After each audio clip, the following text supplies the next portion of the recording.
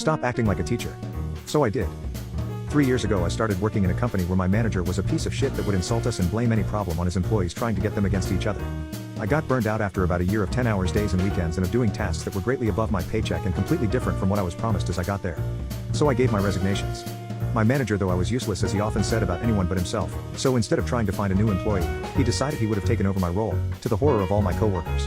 The only problem, I was the only person who knew perfectly the company ERP program, and I would have had to teach him my 1,5 year experience in 2 weeks. As I started to teach him, he got more and more frustrated and terrified by the amount of workload that was coming his way and started to insult me even more, but I was still trying to teach him the best I could for the sake of my coworkers. All of this until the first day of my last week. I was pointing out a mistake he was making every time he did a certain task, and he replied screaming at me, "Shut the fuck up. I don't need you to act as a fucking teacher." So, malicious compliance, I didn't. I just sat beside him for the next and last 5 days, not teaching him anything, and every time he couldn't remember how to do something I would jokingly cheer him up, telling him I was sure he could come up